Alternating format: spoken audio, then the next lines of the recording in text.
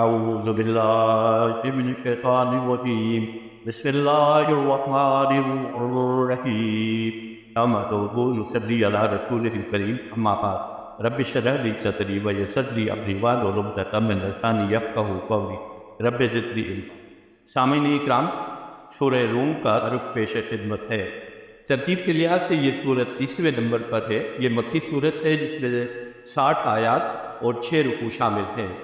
سورہ روم کا آغاز رسول اللہ صلی اللہ علیہ وسلم کے زمانے کی دو بڑی سلطنتوں یعنی ایرانی سلطنت اور سلطنت روما کی باہمی چپلش کے ذکر سے ہوا ہے، اور اس حوالے سے ابتدائی آیات میں ایک بہت بڑی پیشن گوئی کا ذکر بھی ہے۔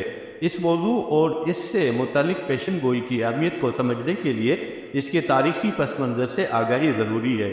ایرانی سلطنت کی بنیاد آج سے کوئی 2500 سال قبل ایران کے عظیم بادشاہ کے خسرو سائرس نے رکھی تھی، جسے ذوالقرنین کے لقب سے یاد کیا جاتا ہے۔ دوسری طرف سلطنت روما نے بھی صدیوں سے خود کو ایک بہت بڑی طاقت کے طور پر منوا رکھا تھا۔ سلطنت روما کا بڑا حصہ تو یورپ کے علاقوں پر مشتمل تھا، لیکن ترکی کا پورا علاقہ اور شام سمیت مغربی بحر روم یعنی میڈیٹرینین سی کے ساحلی علاقے بھی اس کے قبضے میں تھے۔ مذہب کے اعتبار سے رومی عیسائی تھے۔ 300 عیسوی میں پوری رومی سلطنت نے عیسائیت قبول کر لی تھی، جبکہ ایرانی آتش پرست تھے۔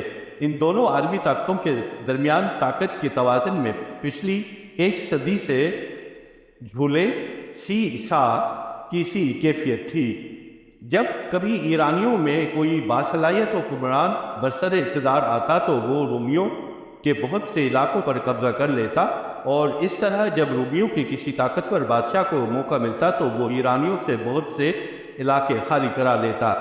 حضور صلی اللہ علیہ وسلم کی ولادت 571 عیسوی کے زمانے میں دونوں طاقتوں کی روایتی کشمکش جاری تھی۔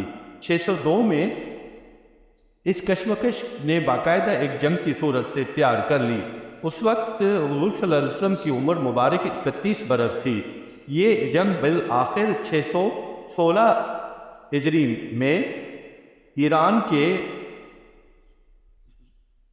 1614 عیسوی میں ایران کے بادشاہ خسرو پرویز کے خسرو ثانی کے ہاتھوں رومیوں کی بدترین شکست پر ختم ہوئی۔ اس جنگ میں رومی سلطنت کو ترکی کے اہم شہروں سمیت اپنے بہت سے علاقوں سے ہاتھ دھونا پڑا۔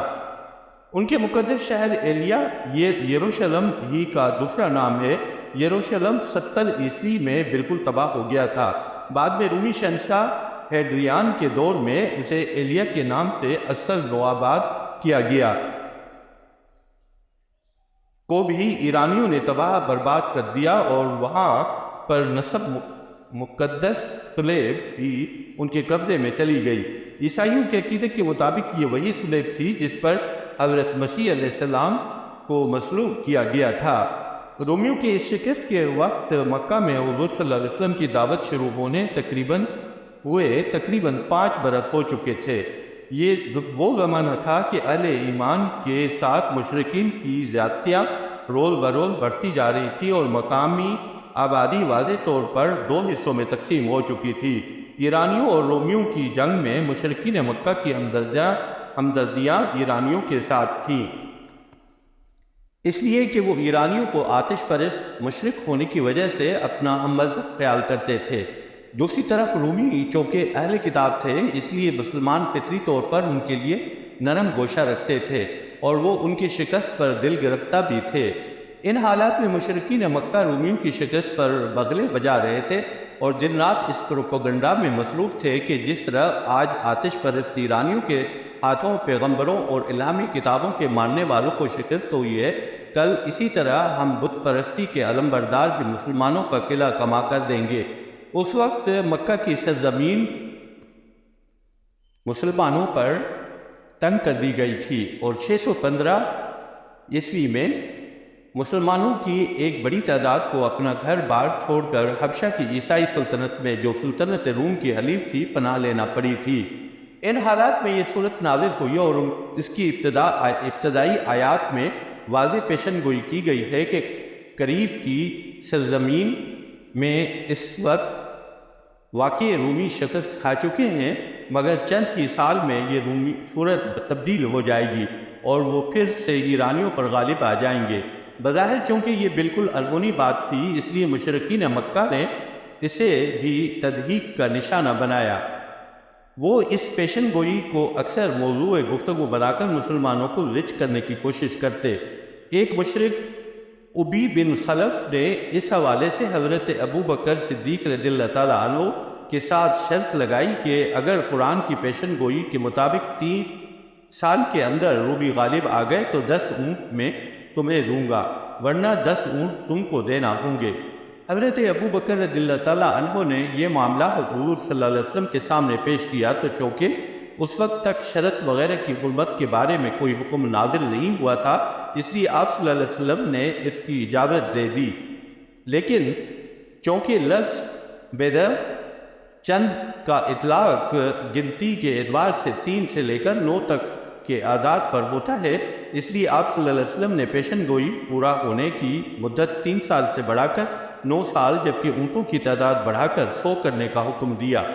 چنانچہ حضرت ابو بکر رضی اللہ تعالیٰ عنہ نے 100 اونٹوں پر شرط پکی کر دی۔ ٹھیک 9 سال بعد جب یہ پیشن گوئی حرف بحروف پوری ہو گئی تو ابی بن خلف کے وارثوں کو 100 اونٹ حضرت ابو بکر رضی اللہ تعالیٰ عنہ کے حوالے کرنے پڑے۔ اس وقت تک جوئے کی حرمت کی آیت نازل ہو چکی تھی، اس لیے حضور صلی اللہ علیہ وسلم نے حکم دیا کہ وہ اونٹ صدقہ کر دیے جائیں۔ دوسری طرف روم کا ہرقل اعظم اپنی شکست کا بدلہ لینے کے لیے مسلسل منصوبہ بندی میں مصروف رہا۔